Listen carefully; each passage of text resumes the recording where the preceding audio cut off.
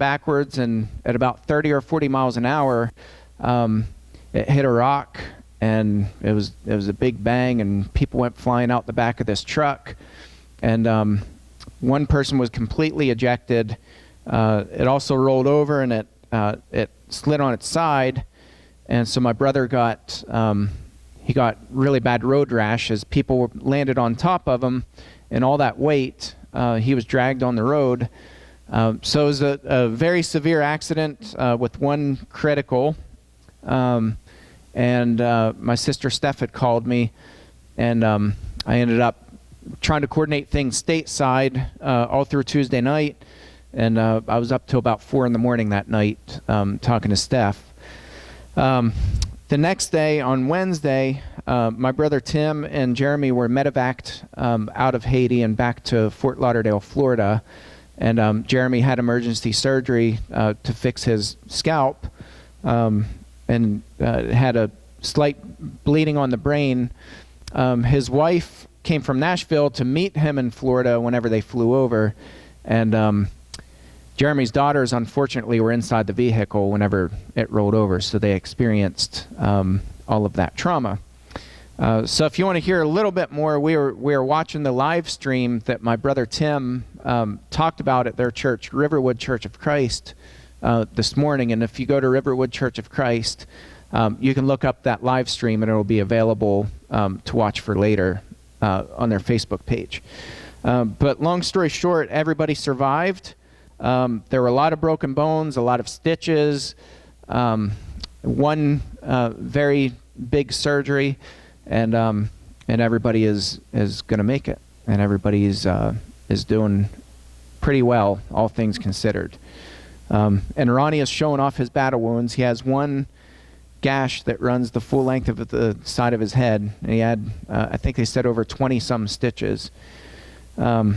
So our missionaries do hard work, and that's one of the unforeseen things in mission work that we don't realize, that accidents happen. When you're in these foreign countries, the roads are often bad, vehicles are not well maintained, and you never know what drivers you're going to get when you hire a driver. So anyway, if you would continue to pray for them, you can look it up. Christian Chronicle just published an article this morning about that accident. So you can go on their website too and find out more. So today we are going to talk about song, and the biggest reason is, one, I don't think I've ever preached about singing. In the 10 years that I've been here, I don't think I've ever preached about it. Our theme is wisdom this year, so you might be thinking, well, what does song have to do with wisdom? So we'll tie that all together. And the other thing is, we are starting a summer singing camp tomorrow, and we're going to run that from Monday through Friday this week, from 2 p.m. to 4 p.m. And though it's kind of geared more towards kids, anybody is welcome to come. So if anybody would like to come to that camp, that's going to be led by Bill, and we appreciate his willingness to serve in that capacity. One of the things that always interested me about Churches of Christ is, I grew up in the age when, musical instruments was still, that was like the hot topic, and people would, bang their fists and be all upset over instruments versus non-instruments. And I never heard, or never really cared, I guess, because of the banging fist, to look into the arguments one way or the other. But that's not what this sermon is about. But one thing that I always thought interesting is that people on the a cappella side would usually puff their chest out and say, we don't use any instruments. And I would kind of shudder at that a little bit, because we do use instruments. We use our voices. And it happens to be an instrument that God gave us, and it's, in my opinion, one of the coolest instruments that's out there. Compare that to any of the man-made instruments, and our voice, if used properly, is a really, really cool instrument. And Bill and DP led a singing workshop when we were in Ecuador, along with Stephen Lockwood, a deacon from the Bellevue Church of Christ in Bellevue, Washington. Stephen Lockwood is incredibly gifted musician. He's just a really, really good musician.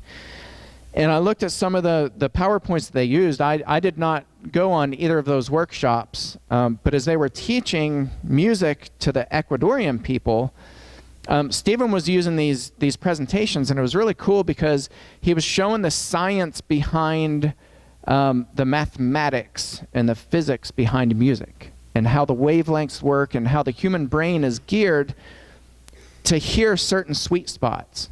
And I thought, isn't that really cool? Like Bob was just talking about creation. He likes to teach the creation class and talk about God to our youth.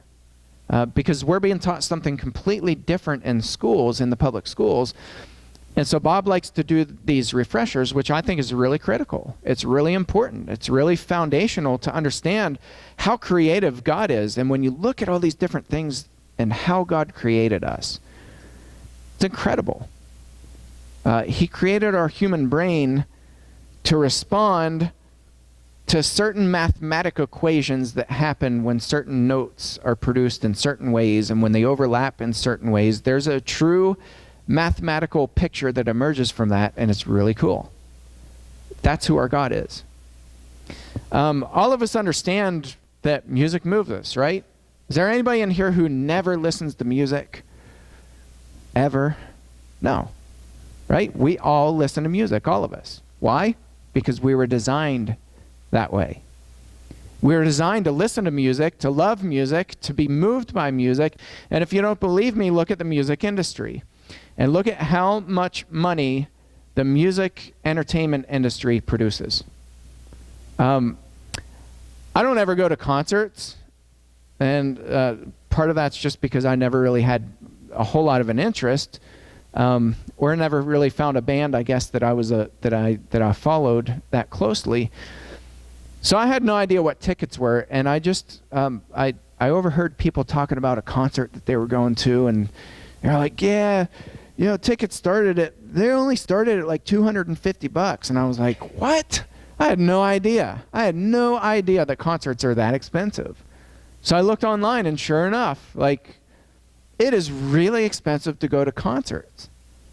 And I'm like, these entertainers can charge massive amounts of money to the general public, and they never have a problem filling a stadium.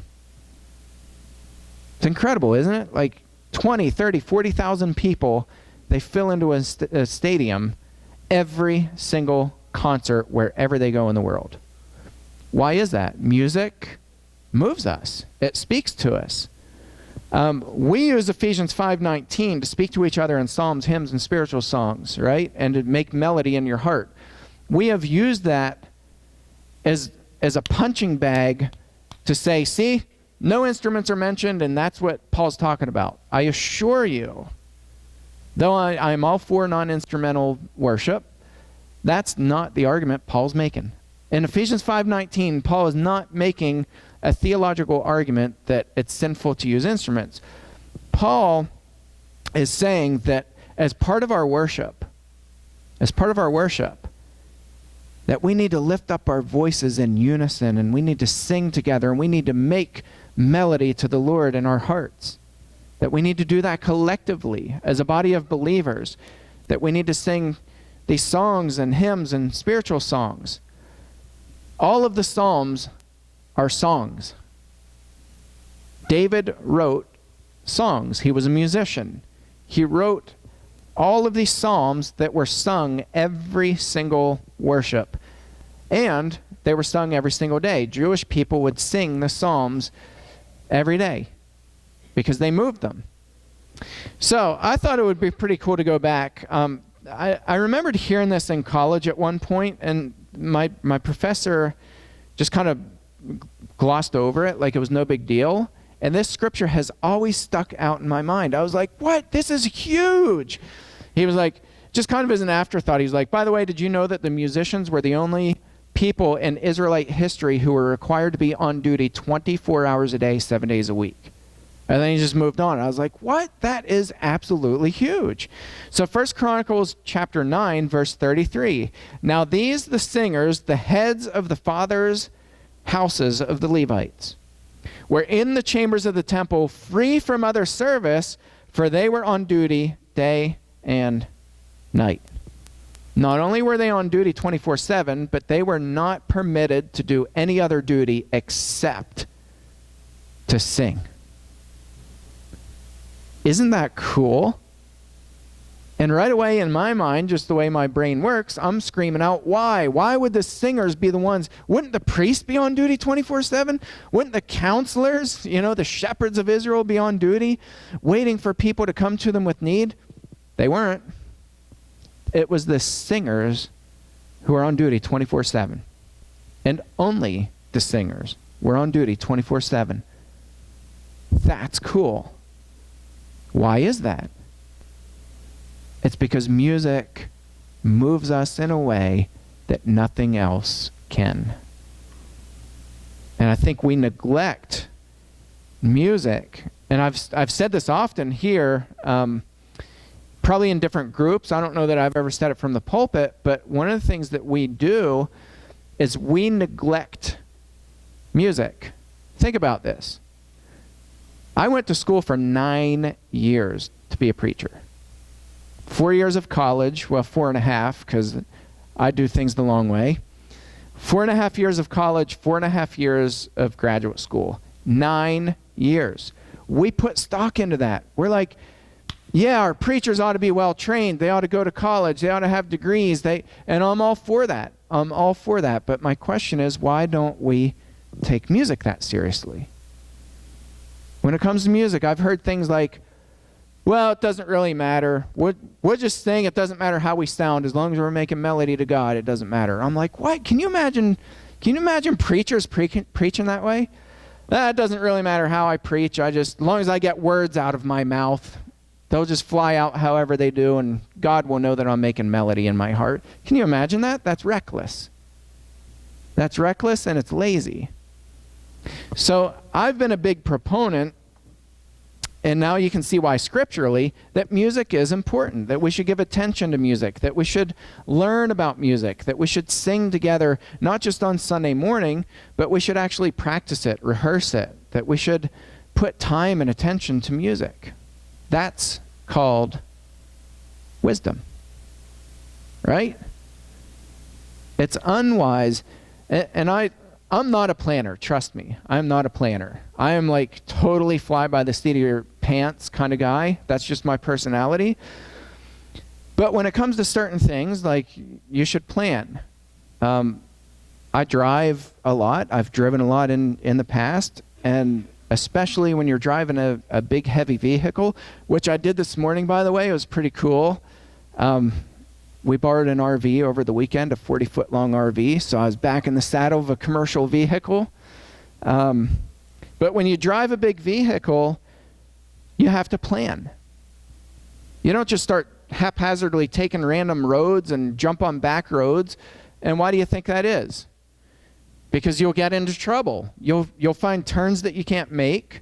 You'll find roads that are too narrow. You'll find bridges that have weight limits. You'll find overpasses that are too low. I know from experience. You'll get into trouble really quickly. So certain things take planning and practice. And when you put them together, instead of having somebody who's haphazardly just flying down the road and going down these little narrow roads, you have somebody who's actually going from point A to point B in a smooth capacity, in a safe manner, and one that makes sense. Same is true about music. Music doesn't just come together. Just like sermons don't just come together. They don't just happen. It takes time. It takes discipline. It takes practice. And by the way, not everybody were musicians in Israelite history. So I'm not saying everybody needs to, get this done. Not everybody has the gift of music, but for the ones who do, I think it's borderline sinful if we neglect that gift, like our other gifts. If you have a gift and you don't use it, we're neglecting those gifts. 2 Chronicles 5:11 through 14, which Bill read for us also this morning. And when the priests came out of the holy place, for all the priests who were present had consecrated themselves without regard for their divisions. And all the Levitical singers, Asaph, Heman, and Jeduthun, their sons and kinsmen, arrayed in fine linen with cymbals, harps, and lyres, stood east of the altar with 120 priests who were trumpeters. And it was the duty of the trumpeters and the singers to make themselves heard in unison in praise and thanksgiving to the Lord. By the way, it was not their option. It was not their obligation. It was their duty. It was their duty to do it. And when the song was raised with trumpets and cymbals and other musical instruments in praise to the Lord, for he is good, for his steadfast love endures forever, the house of the Lord was filled with a cloud, so that the priest could not stand to minister because of the cloud, for the glory of the Lord filled the house of God. Isn't that cool? Isn't that like a cool scene? Go like this. That's cool, right? Like, God was the first person to use fog machines. That's cool. No, it's just neat because it was their duty and they took it seriously. Then it's just walk in there and like, what are we going to sing today? I don't know. Let's play song roulette. We'll just pick some random songs. They didn't do that. They practiced, they rehearsed, and it was their duty to do this in unison. And so I wrote the article for this week's sermon, the blog post on the website, and I talked about improvisation. We don't improvise.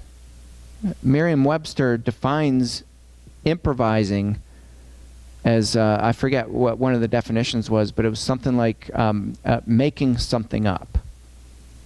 Just winging it, just making it up. We don't improvise, we improve.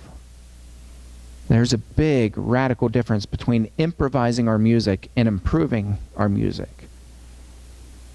And when you do it, I've heard other people say, well, it doesn't matter what I sound like to other people. As long as God knows what's in my heart, then, I'll just sing however I want. And I cringe at that. Now, it's not to say everybody is a gifted singer. Again, not everybody has the gift of singing. But when we're just like, it doesn't matter how it comes out, whatever. As long as God knows I'm happy, then God's cool with it. And I'm like, no. Like, that is the laziest, most American response that I've ever heard in my life. The proper response is, God has given us this beautiful, beautiful instrument. I want to learn how to play it.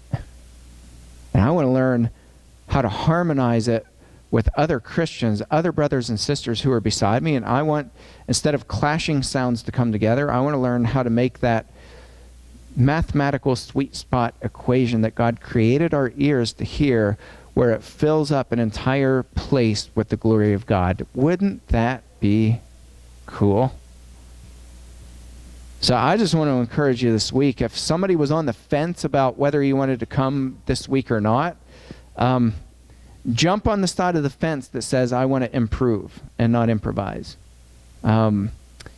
Bill does an excellent job. I'm excited to hear what he has in store for this week. I'll be there along with the rest of my family. Natalie's rearranged her schedule so she can be there.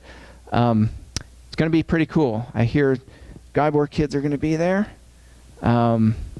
Lowry's will be there. We've got a bunch of people going to be here for this. And I'm just excited. I'm excited to improve our singing as a congregation and to lift up our voices to God in unison. So with that, I would encourage you, go out this week, be a blessing to people, and if you want to practice, sing to them. Wouldn't that be cool to walk in the grocery store and just start singing to the lady at the cash register? And when you get arrested, just say, my preacher said, just kidding. go out, be an encouragement to people this week. If anybody's not yet taken that step to put Christ on a baptism, or if you have any prayer needs, we'd invite you to come up as we all stand and sing together.